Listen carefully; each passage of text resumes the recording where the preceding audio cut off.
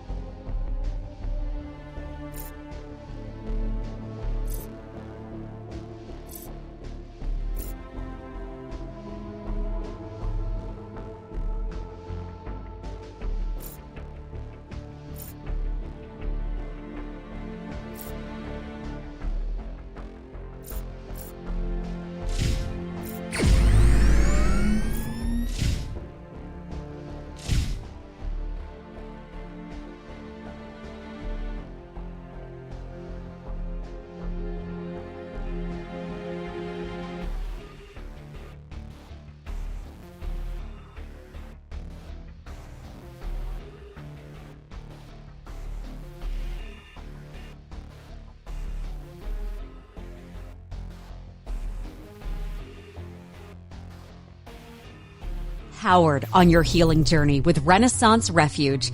Take a step towards a lifelong recovery with their dedicated team's nurturing and supportive care. With over 20 years experience helping women overcome addiction. Featured on Idaho's Best List Mental Wellness 2024, heal through their residential and safe, sober living services, holistic approach, and specialized treatments. Get your free consultation now at RenaissanceRanch.com.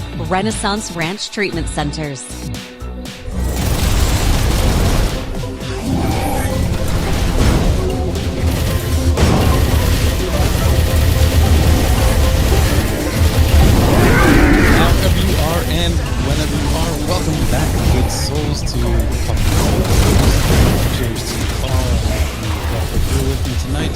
Got a great guest with us tonight, Mark. He is Bond's chief photo video analyst, and he's been on the podcast in the past. He is one of the best communicators of science and of the UFO-related phenomena, so I'm sure you will enjoy this episode tonight. As a friendly reminder, if you like this podcast about UFOs, please do follow wherever you listen to podcasts and give it a good review. All those positive reviews really help with the growing of the podcast. And it shows, and the same thing here on YouTube. If you watch on YouTube, please give a like and subscribe. Share your thoughts on what we're going to talk about today. We're going to cover the gamut of asteroids, egg-shaped UAPs, of course, all things astronomy. Mark's got a lot, so it's really exciting. Please follow on Threads at Coffee and UFOs Podcast. That's a new tag. And on Instagram at Coffee and UFOs Podcast.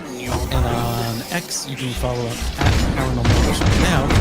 And on Blue Sky, you can follow at Coffee and UFOs. There's just so many. It's ridiculous. So I'm trying to concentrate my posts on one or two of those platforms, but it's hard because everyone's kind of spread out now. So it's not like before where you can kind of just pick two and stick with it. So let me know actually where you spend most of your time, because that'll actually kind of help me to know where I should post updates and show instructions for you guys. I've got some other stuff I'm working on myself that I can't wait to share with you. I'm still ticking away at it, but we're getting there. And then I'll be able to push more into really cool stuff. And especially if you have a little bit of an ire towards debunkers, I think you'll appreciate me.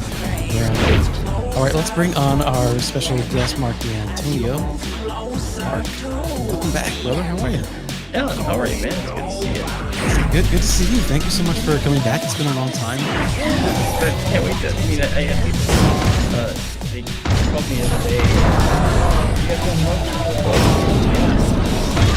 That's awesome. Can you do that? Well, that's how we do. So good Yeah, to see how you been. I'm good. Thank you. And I know you've got a lot going on, and we'll jump into that because I'm sure you'd love to share about your astronomical work and the telescope you're out there in the Midwest right now. But really quick, for those who may not be too familiar with you, Mark D'Antonio is the Mutual UFO's Chief Photo Video Analysis. He is also CEO of FX Models, a model making and special effects company specializing in digital physical models and organic special effects in the film industry. He has done extensive work in the film and television arena, appearing regularly on a number of networks. His efforts creating UFO TOG 2, a remote UFO detection system with Douglas Trumbull, promises to bring far into the 21st century as non-US television programs. So, what's the latest with your astronomical work? Oh, thanks. First of all, the UFO TOG system, that's sort of groundbreaking because Doug Trumbull passed away. So it's not Unexpectedly, but continue some of that work, and he has the Galileo project, which is sort of in a similar vein to what you're doing. And I've done a presentation for the Galileo team, and it's important because of my remote observatory experience. I'm pretty sure that they've made it pretty clear that when they start to do the deployments of these telescopes to buildings, that they're gonna have me come in and help with that, because I'm all for it. I think it's a great science to try and detect high technology use in the skies over our head. But I'm in defense. Everyone the reporters for Sky Tour live stream. Sky Tour is basically we say it's the universe live in real time. We basically provide live stream the universe, and the astronomer I show people talk about how we do it. I give them an education about what we're looking at, and they get questions. And so, during lunar eclipses, we have upwards of 5,000 people watching at the same time. Not a huge amount when it comes to like a rocket launch or something, but that's good for us. And then we capture some really cool things. Now we're putting a new telescope in the second observatory.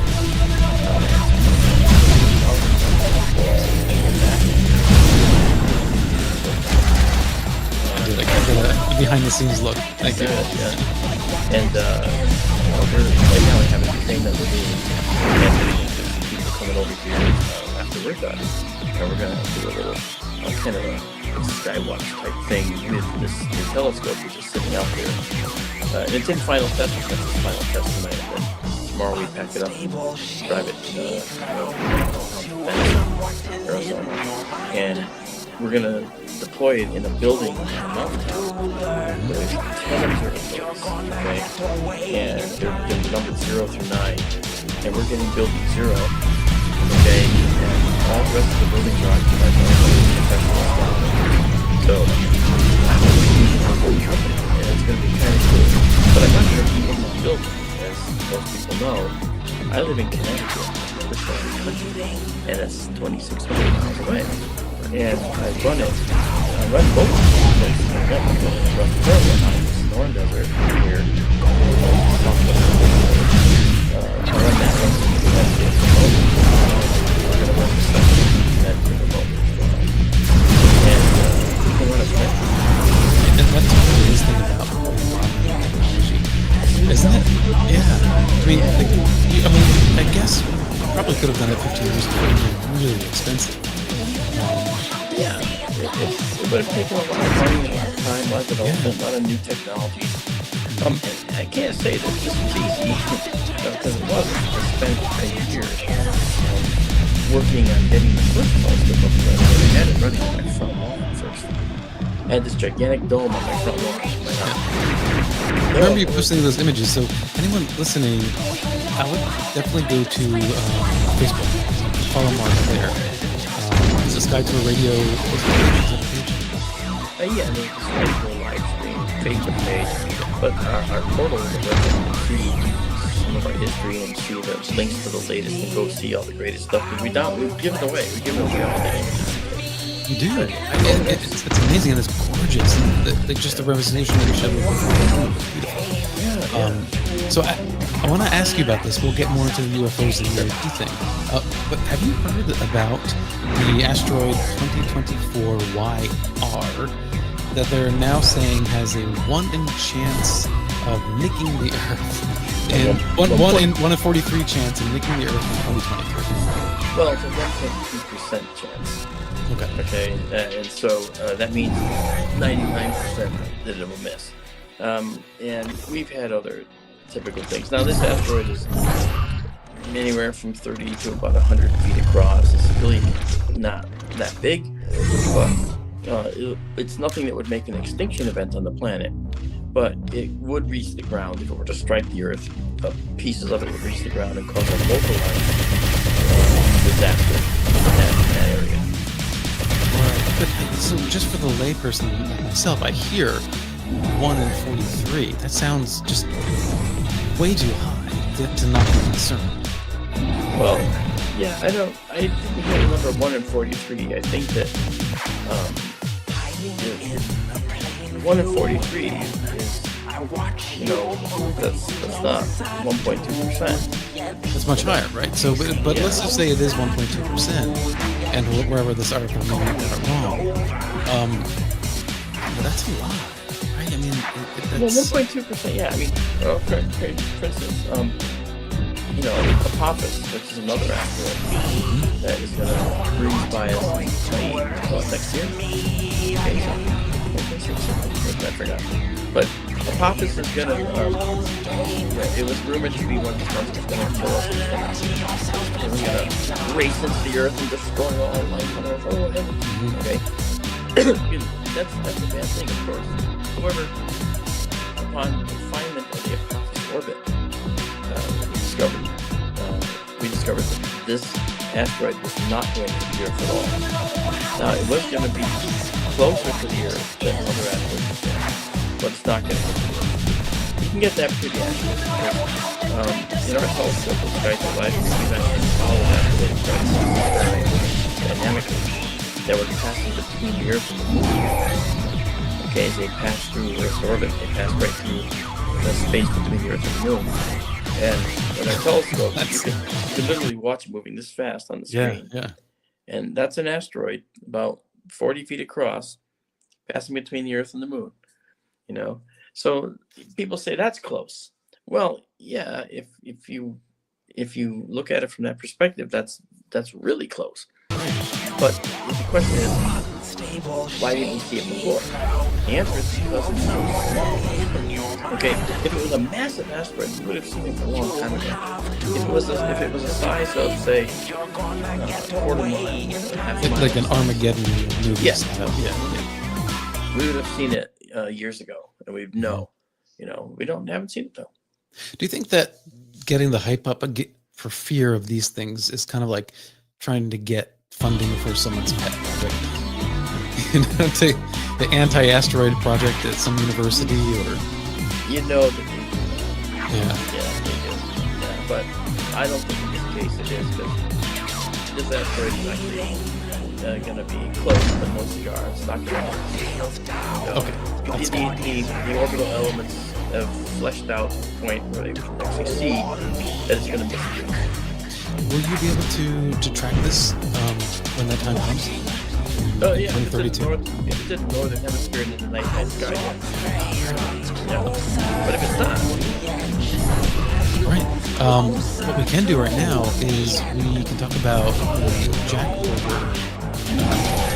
Jake Barber interview on Lost Clocards series, and the egg-shaped UFO, which is a really fascinating